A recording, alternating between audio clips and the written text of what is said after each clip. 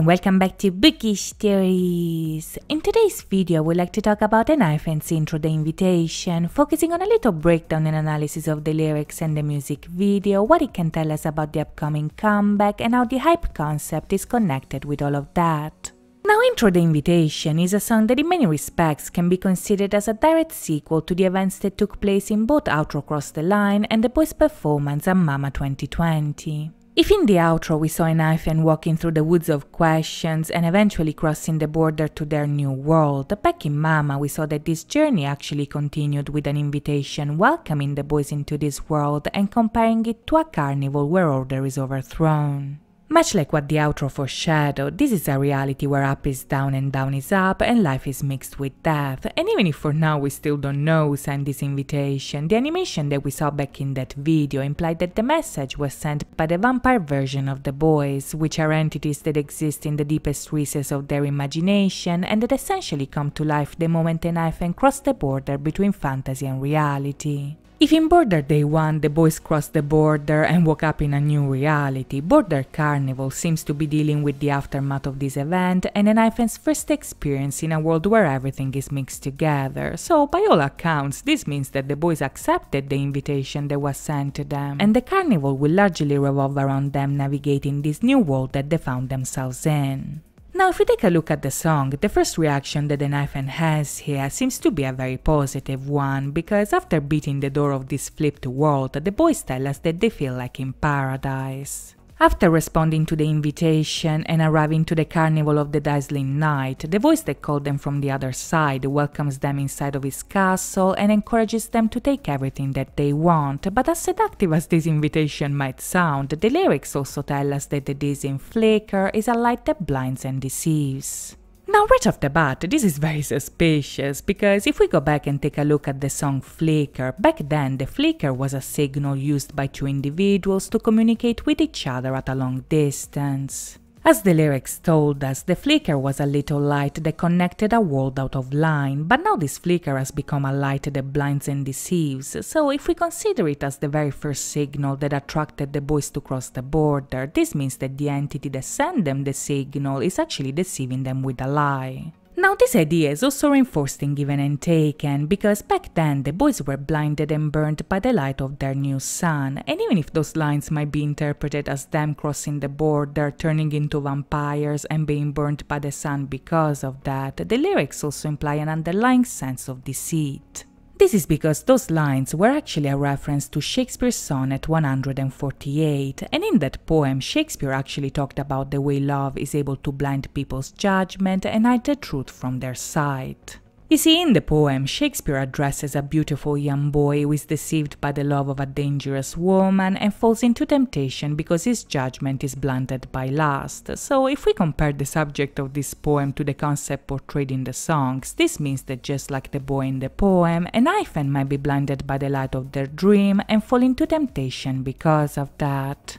You see, even if for now it's a bit too soon to understand the events that will take place in the story, what I can tell you is that their concept seems to revolve around them becoming eternal in the process of achieving their dreams. Just like the boys in real life crossed the line of their debut and woke up on day 1 as artists, the boys in the story crossed the border between reality and dream and became vampires, and both of these events imply a desire for eternity, because like the idol can outlive the boy through his art, the vampire is a creature that cheated death and is able to live forever. This journey, however, is a very difficult one, because in both cases the boys are literally bringing their dreams to life, and when this happens you never know how things will turn out, because this new world is a carnival where everything is mixed together. It can be a spectacle that never ends with blinding lights and bright colors, but also a dangerous place where you have to be careful, and in the story this idea is not only portrayed with the boys being drawn in by a mysterious voice, but also with constant references to Shakespeare, which actually revolve around the journey of a boy to achieve the eternity of the soul.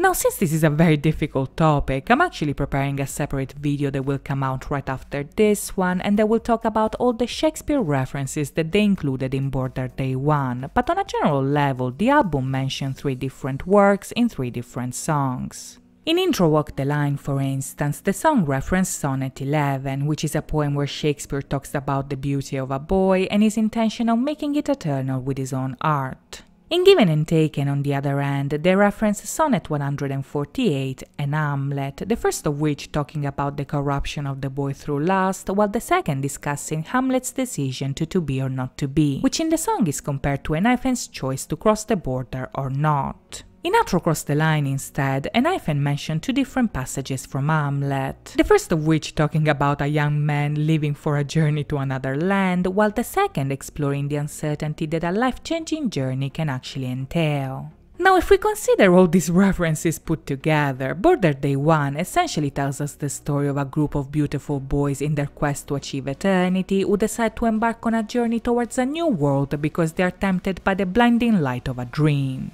In the first album, the boys decide to cross the border despite not knowing what they will find on the other side, and in Border Carnival, their journey towards eternity continues in Intro the Invitation, where the song actually expresses this idea with yet another reference to Shakespeare. Now, this time around, the intro mentions Sonnet 146, and this is a poem where Shakespeare essentially addresses his own soul and gives it advice in order to become eternal. In the sonnet, the poet says that people focus too much on external beauty without paying enough attention to the values that enrich the soul. And this contrast between body and soul is expressed with a metaphor that compares a person to a mansion that is beautifully decorated on the outside but poor and empty on the inside. In the poem, Shakespeare says that it's no use to live in a house like that, because when you die, the beauty of the exterior will only be inherited by worms, but if people invest more time on cultivating the soul, then the time that you spend on that will actually grant you the ability to destroy death and eventually achieve immortality.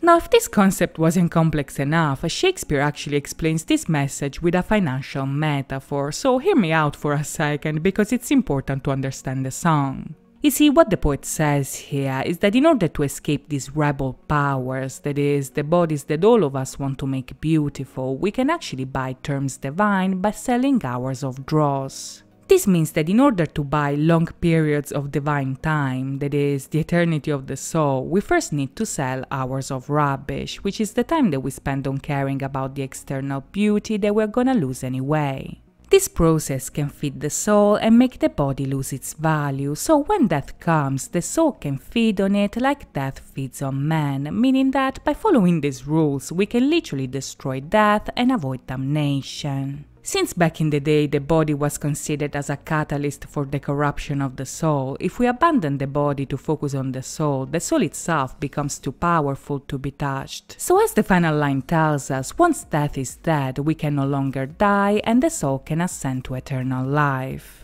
Now, in Intro the Invitation, this quest for eternal life is portrayed with a lot of references to the text, but as it turns out, the final outcome is much different with ENHYPEN, because when they cross the border towards eternity, they do so not with the idea of abandoning mortal pleasures, but with the promise of gaining more. At the beginning, for instance, the boys tell us that they are in the land of rebel powers gloriously decorated, and as I mentioned before, this is the physical world. It's the land where their bodies are beautiful and they decorate them like the house in the poem, but in contrast to the sonnet, when the boys sell their hours of rubbish, they don't do so to buy divine time, but to purchase pleasures. Now, right off the bat, this is very interesting, because what these lines are telling us here is that in the story, the boys are not focusing on the soul, but rather on the pleasures that are tempting them. And even if the song doesn't specify what these pleasures are, it is actually foreshadowed throughout the video as a whole. You see, in the song, the boys tell us that these pleasures make them feel like in paradise, when in reality they are still pretty much on the ground. So if we consider that in the video we see the animation flying around in a psychedelic reality, the pleasures that the boys are buying here might actually be none other than drugs and alcohol.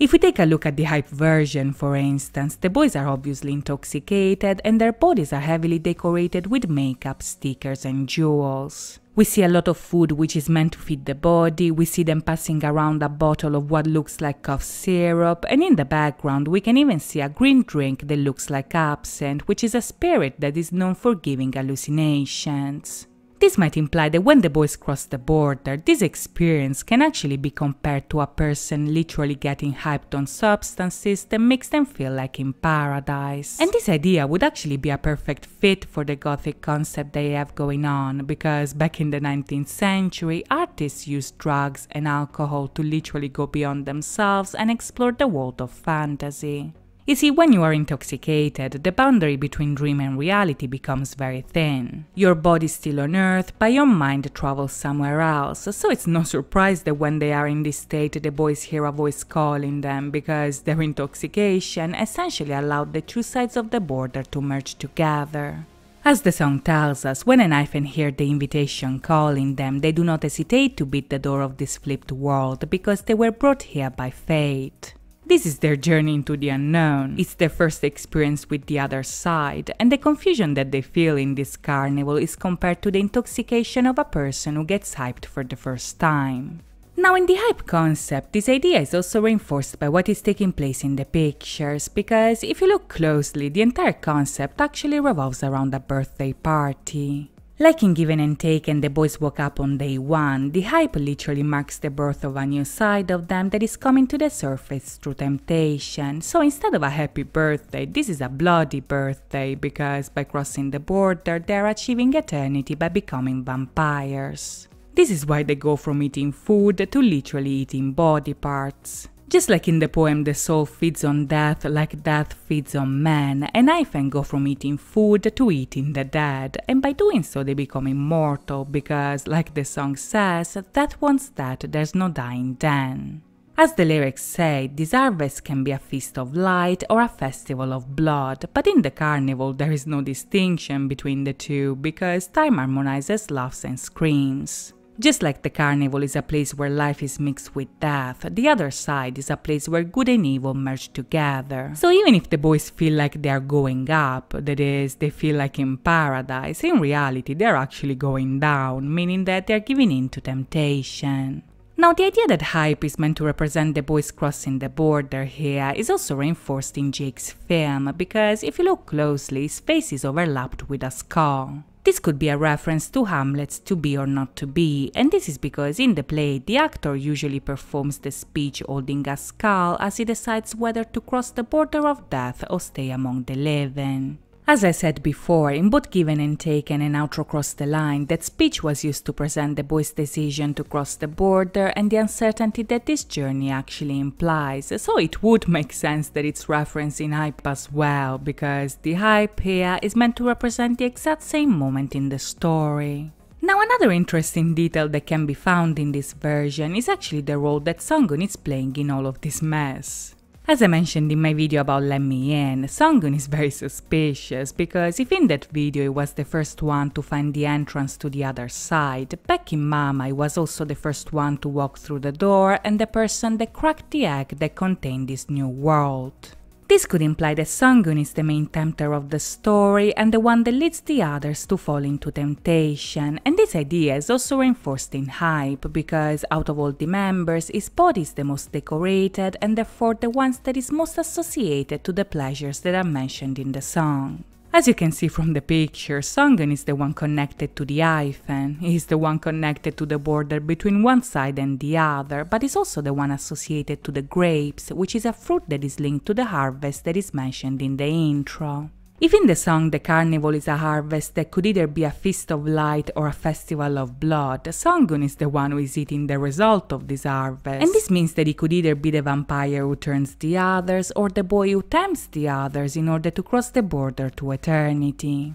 If you look closely, in his film, Sunghoon is sitting next to an urn, and this is an object that in many respects can actually represent both death and immortality. If on the one hand the urn is associated to death because it's meant to store the ashes of the dead, on the other its exterior will stay beautiful forever, so it would make sense that Sunghoon is the tempter, because like the urn, the vampire is something dead on the inside but beautiful and eternal on the outside. Whether this will turn out to be true, however, one thing that we know for sure is that the boys have crossed the border and they are about to have their first experience in this flipped world. If in the first album the focus was on them arriving in this new reality, their first comeback will deal with them exploring the carnival and possibly meeting the vampire that lives in the castle, but to know how this will play out, we'll have to wait and see. In the meantime, I hope you guys enjoyed this video, and if you did, please think about liking and subscribing. As always, thank you so much for watching guys, I'll see you next time, bye bye!